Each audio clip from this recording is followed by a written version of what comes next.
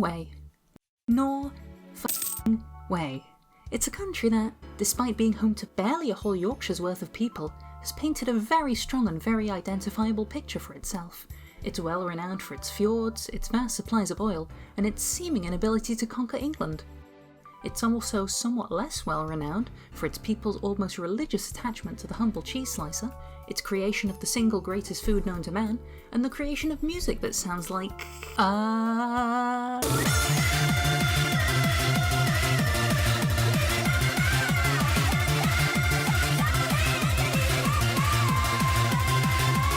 The country has made a name for itself across the international sphere by painting itself as a bastion of social democracy and ambassadors of peace and kindness in a sea of European bureaucracy and ruthless American capitalism. This is, of course, ignoring that as a part of NATO, its military is mostly just an arm for America's military-industrial complex. Yet, despite having one of the world's most well-defined cultural and political personas, it's a country that has had surprisingly little time to develop that culture on its own terms. For centuries, the large mountain country was merely a playing ground for Danish and Swedish armies, duking it out in almost double the amount of wars that our old friends in England and France ever had. Only in the last 100 years or so has it been free to play around with its own destiny, and in some places, it really shows. For all that Norway has done to secure its own identity, there are still some quirks here and there that show the legacy of that struggle, with none more perhaps well widely known than their inability to come up with how to write their language. For the past 2 centuries, Norwegians have been locked in a fierce battle over whether the G in their country's name is the last letter or the second last letter, which is the kind of linguistic nonsense I absolutely love in this world. Before we begin, I'd like to thank my friend Theo, my resident Norway expert, who has assured me that he'll do his best to make sure I pronounce all the funny Norwegian words exactly to his liking.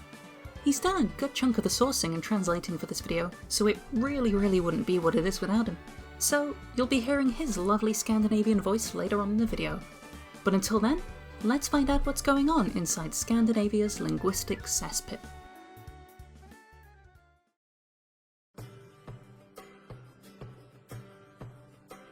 Quite surprisingly for medieval history, we can actually give our linguistic story a date. Our story begins with the crystallising of what we consider Norway in the modern sense, somewhere around the year 872, when Harold Fairhair supposedly finally got a good shave. At this time, the Norse world was dominated by 2 dialects, East Norse and West Norse. East Norse was the dialect spoken within Denmark and Sweden, and did the bulk of the travelling. The dialect was exported to places as far-flung as Yorkshire in the west and the Volga Basin in the east. The dialect would later be exported to Normandy, where it would spread to even further lands, like Tunisia, Sicily and Cyprus. Though, while I'm sure the voyages of East Norse would make for a great story for another time, our spotlight is on its equally far-flung, yet far less successful sibling. While East Norse was living it up on the banks of the Volga, West Norse was taking flight from the shores of Norway and was straggling the coasts of everywhere between Old Scotia and Nova Scotia. Yet, for all of its travels across places that Europeans wouldn't fully explore for another half a millennia, our story is centred right back where it all began, along the western fjords of Scandinavia, a place that would become known to the West Norse speakers as Norge, the term meaning the way north. Across the water, the English were content with their own name for the place, Northmannaland, named so because it was a land where the men are northern. Of course, by the time the ex-Norwegians living in France came to sprinkle their fancy fairy dust that makes us use the word rendezvous, they'd finally come around and adopt the name of choice. Northmannaland had finally become Norway. Sure, almost every town and fjord and valley would have its own accent with its own unique way of pronouncing it, but for a few centuries, that name Norge would remain at the forefront, being stamped onto every sheet of ice from the tip of Greenland to the coast of Karelia. Yet unfortunately for our Norwegian friends, something malicious was brewing on the eastern reaches of the known world that would divert the fate of Norway forever. Black Death was the 14th century's hottest event, and it was doing dates in Oslo, Bergen and Trondheim. In 1349, the plague was coming to Norway, and everybody was invited, whether they liked it or not. It's around this point that you can really consider it the point of no return for Norway culturally. The Black Death was incredibly unkind to our favourite little mountain country, fracturing almost all the potential that the country had built up over the last few hundred years. The country had lost around 60 to 70% of its population, which was devastating but not out of the range of other nearby countries like England and Sweden. The true death blow to Norway's cultural independence was that, unlike England and Sweden, the plague had obliterated nearly all of Norwegian ruling class and the wider elite, to the point where the plague had supposedly killed every single bishop in Norway, with the exception of the Bishop of Oslo. Once the plague had burnt out all fresh souls and hitched a rent-free existence in all the rest, Norway, in every sense of the word, was left completely battered and bruised, left as little more than a carcass for Swedish, Danish, and German vultures to pick at until there was little left to salvage. Before the plague, Norway was an equal player in the weird tripartite Scandinavian fever dream called the Kalmar Union, an attempt to try and curtail waning Scandinavian trade influence. Yet following the plague, this meant there was very little Norwegian aristocracy left to maintain this equality, and its political rights were slowly chipped away by an encroaching and expanding Danish elite. By the 15th century, Norwegian nobles were replaced with Danish nobles, who governed Norway not as an equal partner of a tripartite union, but as a province of the wider Kingdom of Denmark. Danish Bibles were taught in schools, almost all sources of law and education were written in Danish, and the upper classes that had redeveloped in Norway's larger cities had all taken to a modified Danish with Norwegian elements sprinkled in. It seemed that for the future, it mattered very little what these Northmen called themselves or their land. For as all the new aristocracy cared, it was all just an extension of Denmark, who called this land something along the lines of Nor, as they'd always done. Most European countries traditionally had rather stark differences in dialect, but Norway's particularly squiggly and mountainous geography caused its language to diverge quite heavily. As such, the language was intelligible everywhere, but almost every village and fjord had their own dictionaries worth of local words. Without a unified written tongue, there was no saying where Norwegian began or ended, which left Danish as the only real go-to for any up-and-coming Northman nobility. Of course, as I've said before, no culture goes down without a bit of kicking and screaming, so even the most ardent of Danophone Norwegians still sprinkled a bit of their natural tongue into their writings, a move that would act as a brilliant foreshadowing for things to come, as those pesky Danes find themselves dragged into a situation that would change the direction of Norway forever. But first, we need to talk about this guy.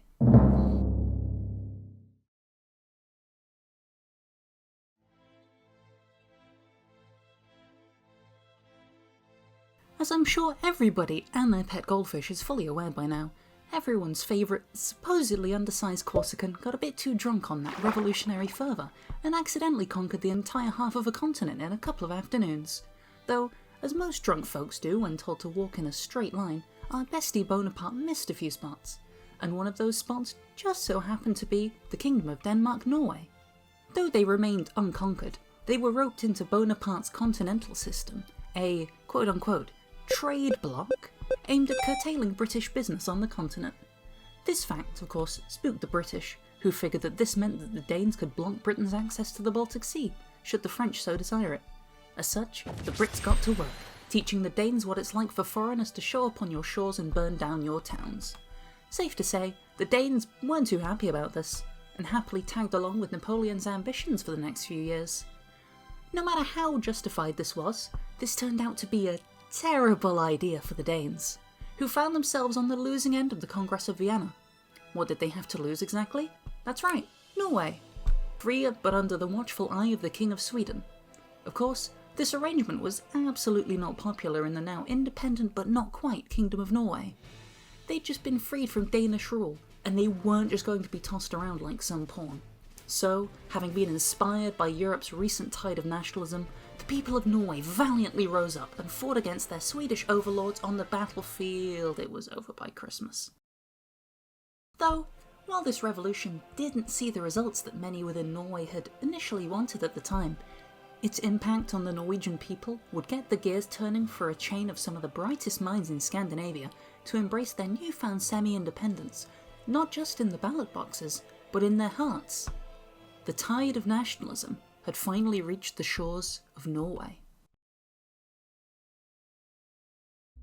National awakenings and revivals were nothing new to Europe, and they certainly haven't gone away.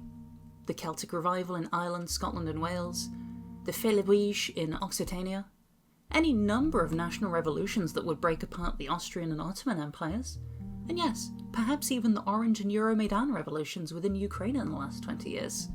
Yet, the middle of the 19th century in particular seemed to be a hot mess for these, as many peoples and nations sought to justify their own existence amidst a continent of imperial ambition.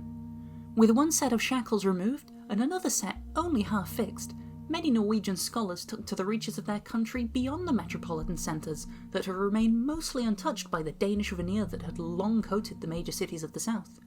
Folk stories and fairy tales, old local stories, legends, and songs were collected from up and down the Northern Way, being tied together into a new definition of what it truly meant to be Norwegian. Norway's romantic nationalism movement would not be so romantically hopeless after all.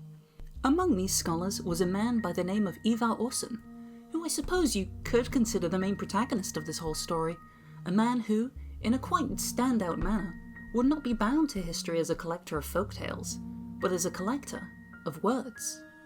Now, this script is getting rather long, and my voice is starting to get tired, so this is where I'll let Theo take over for now, and tell the story of how Norway's words were thoroughly collected.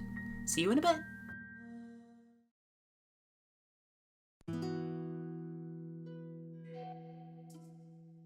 Ivar Andreas Aasen was born on the 5th of August 1813 in Ørsta, a town on the western coast of Norway, roughly halfway between Bergen and Trondheim.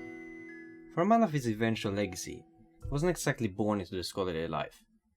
In fact, you could say that the dice that life threw for Aasen seemed to set him up for not much at all. He grew up on a farm on the outskirts of his town, and despite having a keen interest in bookkeeping, he had maybe 4 or 5 books to his name at most, with those being a Bible and other typical Christian texts. Fortunately, a young Aasen would find refuge in the books at a farm a few hours' walk from his own, which was known within the area for owning the only printing press in rural Norway, printing leaflets and newspapers for the people of the region. Even after becoming the sole farmhand at his family farm following the death of both of his parents by the age of 13, he still maintained that close connection to the printing plant down the road. I was able to learn more and pick up more skills than a boy of his status could have ever dreamed of anywhere else in rural Norway. At the age of 18, with his printing prowess and bookish attitude, he managed to score a position as a schoolmaster in his home parish, with the help of a local priest who'd taken him in. Being the bookworm that he was, he managed to pick up Danish, Latin, French, English, German, and even Old Norse by the end of his 20s. While studying all of them, he began to pick up on their structures, where they differed, and more interestingly, where they connected and were related.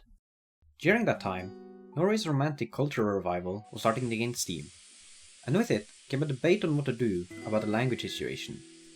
After all, what truly independent culture speaks the language of their oppressor?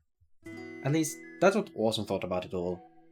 The nationwide language debate captivated him so much that while he never publicly raised his voice on the situation, it served as a catalyst for his first major essay, Vårt skriftspråk, a sort of manifesto where he sought to put to words his true thoughts on Norway's language, and his ambition in reshaping it for an independent, resurgent Norway. Though his essay would remain exclusively in his own hands, not being published and released into the world until 1909. He kept writing. By his 30th birthday, he put out his first scientific work, a collection of folk songs from his local area. Fortunately for his ambitions, it was that studying that taught him that merely publishing works in Norwegian dialects wasn't a life for him. His linguistic works were all building up to something greater than the sum of their parts. His travels were, for the time and scope, frankly mad in the grand scheme of things.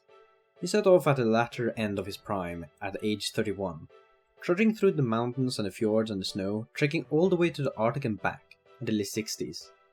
He would travel to a village, talk to people, learn about the land, the village and their unique pronunciation and spellings, quite literally collecting all of their words, and then jotting them down in his travel journal that he would keep to himself. He would do this rinse, repeat, rinse, repeat, rinse, repeat, with only a few breaks for 24 years. His first travel was perhaps the most influential, beginning in the city of Trondheim and documenting his way all the way up to the parish of Alstahaug, up in the north. And after a little break, chronicled his way from his home regions of Sunnmøre down to Bergen, through to Stavanger, and then following the mountains into Telemark and up to around the town of Dokka by 1847. All of this factoring in as many varieties of Norwegian as he could fit into 5 years. Of course, he conveniently avoided the southern coast. Aasen was a radical in his field, and these were areas that were perhaps related to Danish, for Austen's liking. It was after this trip that he'd finally compiled all of his work into two grand works, a dictionary of words he'd collected, and a book on the aspect of the grammar, both being used also to highlight the innate differences between the Norwegian dialects and Danish. After all these years, he had finally begun to weave all of the little bits and pieces he had found into a written language for the common people, for the country, and for the land. A fact that would lead Austen to christen his new creation Landsmål, quite literally land speak. Austen would, following the writing of his word book and his grammar book, keep travelling the country to collect words until 1883, at the ripe old age of 70. Austen would, for the rest of his life, remain a radical in the field of Norwegian linguistics, and it was best to promote his work as not just an alternative to the current Danish-Norwegian hybrid, but as the all-new modern Norwegian, an idea that would give rise to the name of an updated, slightly less radical form of Austen's language, Nynorsk. It's quite hard to fully grasp just how radical of an idea this was for the time, not just within Norway, but within the entire romantic nationalist scene across Europe.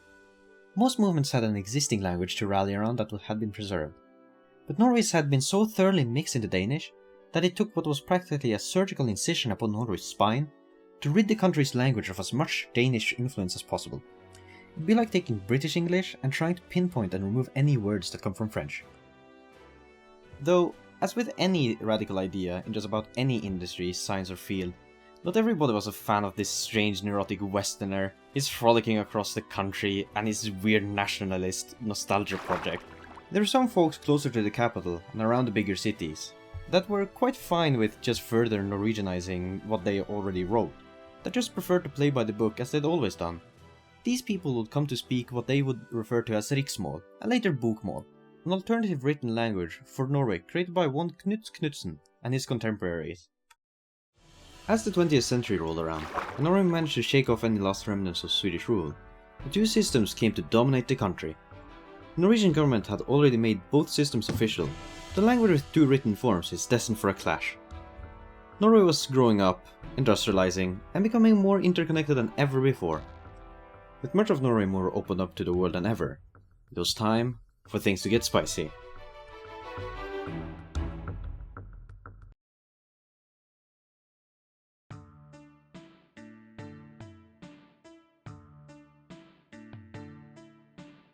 By 1913, the first translation of works from Norwegian to Danish were being made, cementing the Norwegian language as different enough from Danish to warrant such. Thus, with his life's work complete, good old Austen was free to take a well-deserved rest. And by that I mean he died, spending his final days in the city he spent his life trying to undermine. With both Knudsen and Austen out of the picture, there was no clear founding visionaries for the language, and his grand design seemed to unravel and splinter in the way that all radical ideas do once the head honcho is out of the picture. In one corner, you had a writing society of hardline Nynorsk speakers calling themselves Noregs Molag, and in the other corner, a society of hardline Bokmål speakers under the name of Riksmålforbundet. And in another corner was an organisation of alternative Nynorsk speakers calling themselves Uslandisk Reisning, who didn't take kindly to how overly Western the language was slowly becoming. All of this continued for a good few decades, and at no point did it get any less confusing. By 1917, Bokmål was the language of the elites in the cities, and Nynorsk was the language of the common folk in the country. And by 1917, it was absolutely not the best time for a country with a class divide like that. Things got tense, but fortunately, outside of a few brawls here and there, the language divide just remained one of the many topics of contention in Parliament, and a topic of serious verbal resentment from all of the hardline groups. Yet, as the 1930s ticked over into the 40s, these hardline groups had to stop and look away for a second, as they'd come to realise that Norway was suddenly under new management. The wartime government, run by a man with perhaps the most Saturday morning cartoon villain name in history, tried to make some changes of his own, but they stuck around just about as much as any other change put in place by the Germans, though the unintended consequence of having your entire single point of debate put on hold for 5 years was that by the end of it, suddenly nobody cared. By the 50s, the government was willing to put things aside, and they created the Norwegian Language Council in 1951, and later the Language Council of Norway, yes, those are two completely different things, to mediate the whole thing, and everything was peachy from— And in another corner, The new popular option amongst the masses, samnorsk. You take bokmål, you take nynorsk, and you slam them together. It's perfect, isn't it? To the common folk of Norway, it was fine. But to the elites in Oslo and the linguistic hardliners in government, oh my, it was not. The samnorsk alternative, in trying to appease everybody, ended up appeasing practically nobody, at least nobody important. For as much as the government and the supporters of samnorsk tried, it eventually fizzled out, and much like the decades before, the people just, for the most part, stopped caring. Once the whole samnorsk thing was completely dead in the fjords, the Norwegian government has since taken a fairly approach to the language divide. By the 21st century, both bokmål and nynorsk were just as official as each other. Authors and public officials could write in either, and nobody out to care. The public? Well, there were so many writing alternatives out there at this point that they can just write however they want. And students? Well, they could just learn both types. How hard could that be? As the years have gone by, the bokmål-nynorsk divide has become less of a priority, as many facets of Norwegian life, especially in the cities, have brought along perhaps the most successful alternative so far. English. Wait, what?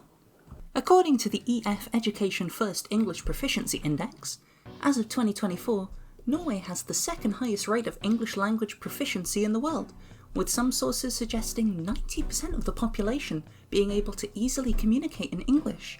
Of course, Norwegian isn't going anywhere anytime soon, but English is becoming a popular bridge among the regional dialects in parts of Norway, with it sometimes being the easiest way to communicate. It's not the most climactic way to end such a long and turbulent history, but it's perhaps the most peaceful way. The Norwegian language isn't at a crossroads, or in a state of turmoil or anything. It's reached a point of synthesis, with the two writing systems existing in tandem. 1,000 and a bit years of travelling, plagues, and conquests, all to end up as a neat little factoid, the kind of thing you'd find as an intermediate question in a pub quiz. Funny how things turn out, huh?